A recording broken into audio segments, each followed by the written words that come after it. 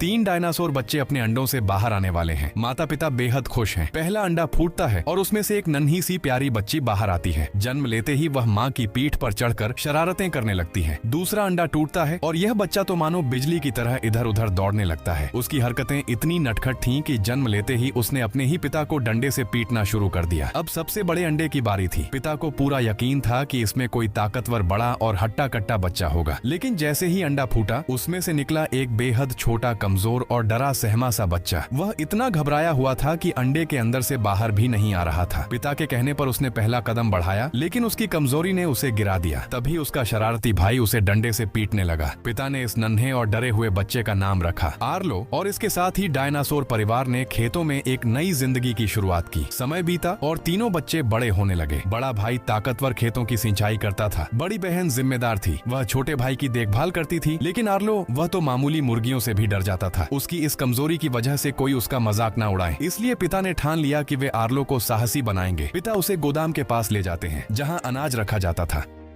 उन्होंने समझाया कि जो कोई भी महत्वपूर्ण काम पूरा करेगा उसे सम्मान की दीवार पर अपने पैरों के निशान छोड़ने का मौका मिलेगा। बड़ा भाई अपनी ताकत से जल्दी ही लकड़ियां काट लेता है और दीवार पर निशान बना देता है। बड़ी बहन भी मेहनती और तेज थी। उसने भी अपना काम पूरा किया और दीवार पर अपनी पहचान छोड़ दी। लेकिन आर्लो, उसका कद छोटा था, उसकी हिम्मत कमजोर थी और वह कोई भी काम पूरा नहीं कर पा रहा था। पिता को लगा कि आर्लो का आत्मविश्वास बढ़ाना जरूरी है, इसलिए उन्होंने उसे अनाज के गोदाम की रखवाली का काम दिया। अगर आर्लो अनाज चुराने वाले को पकड़ ले तो वो भी सम्मान की दीवार पर निशान बना सकता है। पिता ने आर्लो को जाल लगाना सिखाया और समझाया, अगर कोई चोर आए तो उसे डंडे से मारकर भगा देना।